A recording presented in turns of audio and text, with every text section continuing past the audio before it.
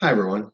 My name is Butch Wright, and I'd like to welcome you as your co-instructor to ANTHROP 2202, Introduction to Cultural Anthropology. Now, I say co-instructor because you'll really have two instructors for this course, one being myself from The Ohio State University, and the other being Dr. Michael Wesch from Kansas State University. I'll be coming to you from my home here in Hilliard, which for those of you unfamiliar with the area, is a suburb of Columbus here in the west bank of the Scioto River. I'm a PhD student in the Department of Anthropology, where I, of course, specialize in cultural anthropology. My specific areas of interest are in indigenous and maroon cultures of the Amazon, in particular their ecological and environmental adaptations. I lived in Manaus, Brazil, in the heart of the Brazilian Amazon for 18 years, where I also did my master's degree at the National Institute for Amazonian Research. So if you have any questions about Brazil, the Amazon, or the people there, please feel free to drop me a line. I'll be happy to share my experiences with you. Now, Dr. Wesch has designed an outstanding course on cultural anthropology with ample resources and will be appearing throughout the course in various podcasts, as well as in the main textbook we'll be using, which is the 2018 edition of The Art of Being Human. I really enjoyed Dr. Wesch's methods for teaching cultural anthropology and how we learn about the ways that anthropology helps us as human beings in an ever-changing world. And let's make no mistake about it, the world is in constant state of change. By world, I of course mean the cultures in it. Things may often seem static and rigid, but when you learn what to look for, you can see how much change occurs in a very brief period of time. A great example is the impact of the smartphone. When you think about it, less than 20 years ago, cell phones were basically just telephones. Nowadays, we shop with them, we chat with them, play games, check our scores, and even turn in homework assignments.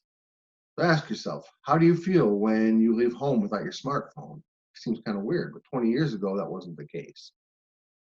In this course, I hope you will begin to understand how dynamic culture is, how holistic it is in its makeup, and how these seemingly small elements of our lives can come together.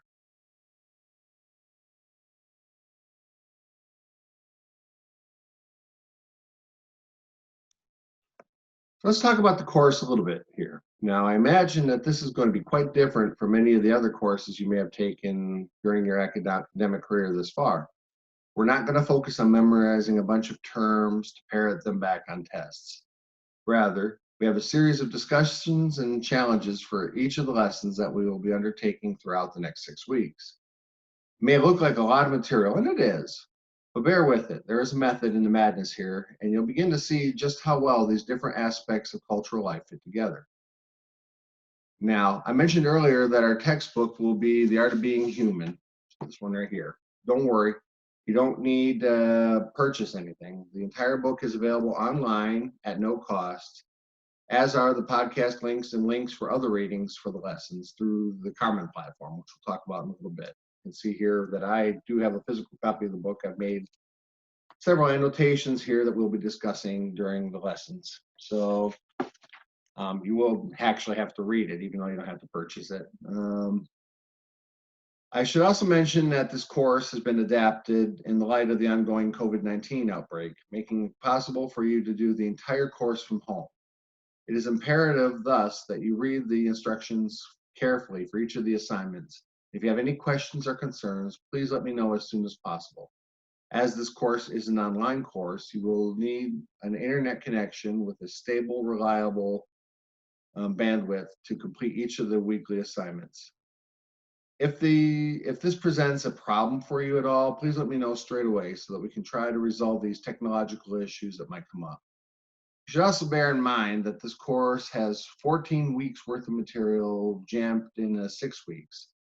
It is a lot of work, and there's no way to condense it down without cutting important information and leaving the course wanting. But don't worry about it. I'll be hosting weekly online meetings where we can discuss the material and go over any of the doubts that you might have. Participation in these meetings is not mandatory, and they will be recorded in case you'd like to download them later. But I do encourage you to participate if you can. That way we can get questions out there that you may have and that others might have, and we can thus share the information that way. I will say that this course is doable, especially once you get into the rhythm of the course. And naturally, I'll be with you every step of the way, and I'm always available to help out as best I can.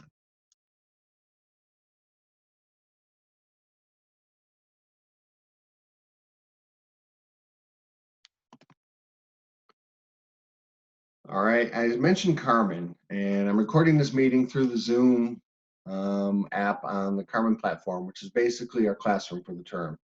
Everything you'll need, as well as any announcements or notices that need posting, will be done so there. If you have a smartphone, you should install the Carmen app and offer notifications if you have not yet done so. Most of any changes or announcements that'll be made, I'll be doing so through there, and the app will notify you right away when they happen, so you'll have a heads up. Again, I will say if you need any help whatsoever, if you find yourself falling behind or getting overwhelmed, if you have any questions at all, please let me know. I'm here to make sure you get the most out of this class that you possibly can. Now, as you can see, this is the home page. It's pretty straightforward. There's also the syllabus and modules tab over here that we'll be talking about in a few minutes. There's a to-do list available through the syllabus tab that will have all the assignments and due dates listed.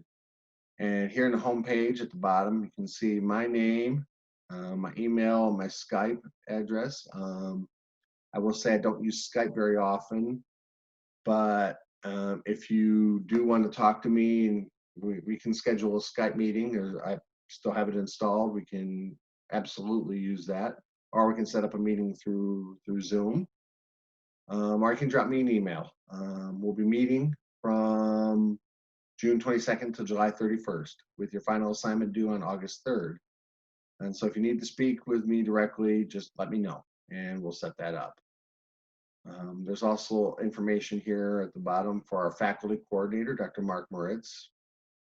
So let's look at the course calendar over here.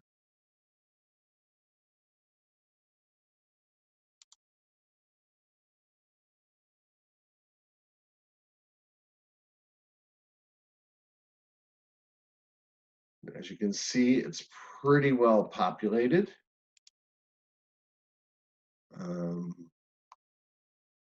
There you go. There's a lot of stuff on there. You will note that it has all the materials that you'll need will be available through the platform. For the most part, the assignments are due either on Friday or with the peer reviews and the peer comments due on Sunday. And the exception, of course, is here on July 2nd. That's because July 3rd, I know a lot of people are going to be celebrating the 4th of July. I'm not really overly concerned with due dates here. I will accept late work without taking any points off. I will emphasize, though, that for the most part, that it's better if you can turn them in by Friday so that your classmates will have time to read and to post the replies by Sunday. By turning in your initial work on Friday, you'll be giving your peers more than enough time to respond by Sunday. So if you can do that, please. Believe me, I know it's a lot of work in a short period of time, and I'm more than understanding if something comes up that keeps you from turning it in on time. Just try your best to get it in as soon as possible, or get in touch with me so that we can work out something before you find yourself getting really far behind. As I mentioned, I won't be taking off any points for late work. However, keep in mind that letting things go for too long may end up snowballing and you'll find yourself so far behind you might not have time to catch up. As such, keep an eye on these deadlines and try to, as they're here to help you try to get through the process with as little pain as possible. And by sticking to these deadlines, as hard as it may seem at first, it will help you succeed in the course.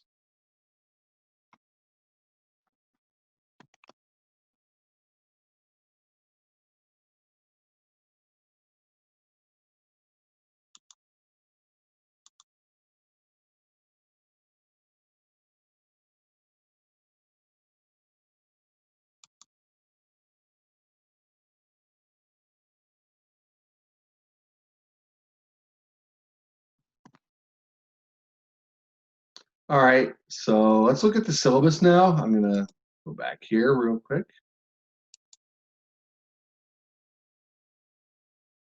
As you can see on the screen, the 6-week online course here is divided into weekly modules. They're all down here. And I'll go through here what a typical module will look like. Before that, I'll just say to access the modules, you will need to have access with a computer with good internet connection in order to be as successful as possible. If you have any issues with tech, please visit or write to the people at help@osu.edu. They will be most likely better at helping you solve any of the problems than I am. I'm not really a tech guy, so I'm not sure how much help I would be. Carmen still gives me some challenges sometimes. So, but they absolutely will be able to help you. Otherwise, you can try and work it on your own as well, or I can, like I said, I can even try to help. I'm not sure how much help I'll be. Let's look at the grading overview here. You can see the challenges represent 45% of your overall grade. Discussion boards are 25%. The quizzes based on our ratings will be 20%. And the debriefs will be 10%. And you can see up here as well, I have a short biography about who I am, just so you kind of get an idea of who I am. Please just call me Butch. Don't call me Dr. Wright. I'm not a doctor yet. Working on it, but I'm not there yet. Don't call me Mr. Wright. That's my dad. Just please feel free to call me Butch. I'm pretty informal about these things. You'll notice too that there are the hyperlinks that help you to jump into the modules themselves. Let's look at introduction 1 here.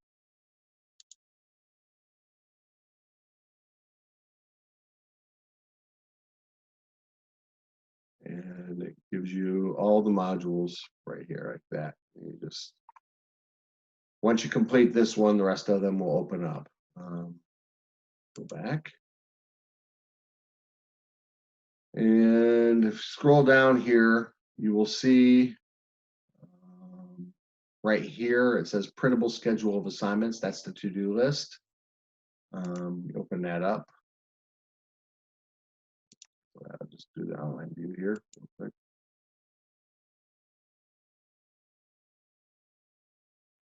Now, this is step by step. I will show you that they have all the readings, all the videos are listed here, what you have to do for each one.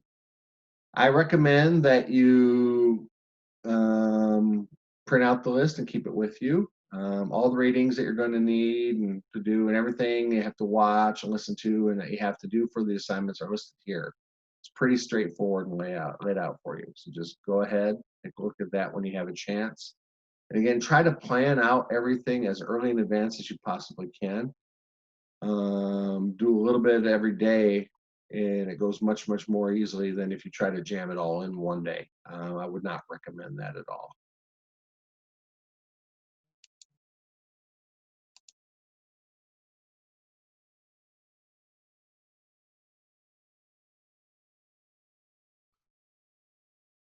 Okay, let's go back up here a little bit. We're going to go visit the modules page now. If you take a look here, you'll see that you'll have to complete a pretest. Now, this pretest does not count towards your grade at all. It's basically just a tool to help us get an idea of what it is you understand about cultural anthropology coming into the course. At the end of the semester, you'll take a post-test.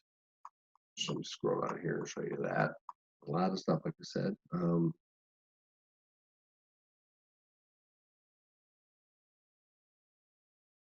Post-test down here. That I will use together with the pre-test to try to get an idea of how much you've accomplished as a class and individually as well. Now, we also have discussions, like I mentioned. You'll use these discussion boards to comment on your peers' their debriefs and their challenges throughout the course. I've divided everyone into groups. I'll talk about that a little bit more the first week. And basically, you're going to work within these groups to comment on your peers' work, and that does have points in there too. So make sure that you take it seriously and do a good job. Make sure that you read each of the rubrics too. Here, look at the challenge rubric.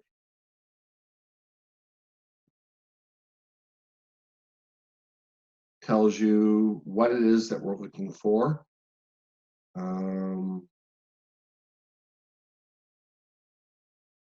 Here. The debrief rubric also tells you what it is that we're looking for. Actually opens, there it goes.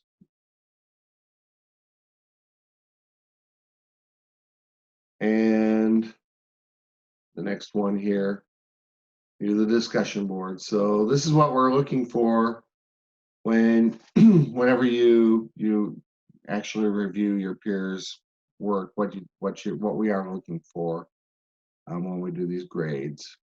And I recommend that throughout the rubrics for each assignment, while you're doing it, if you go back, double check to make sure that you have all your bases covered. That usually works out pretty well. Another important thing to watch out for is announcements that I'll be posting. There will be occasionally some small alterations or changes to the course, and I will post notices on that through Carmen. So again, if you have not yet done so, please install on your smartphone or on your computer, access Carmen as often as possible and allow for notifications so that as soon as these changes come up, you'll be made aware. And if you don't understand something or it's not clear what's expected, or if you have trouble meeting the deadlines, again, please let me know as soon as possible so that we can work something out.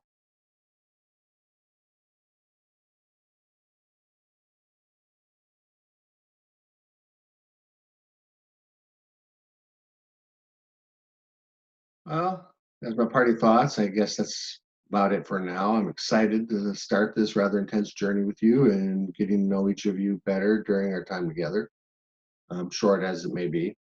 If you have any questions, please let me know and I'll be more than happy to respond.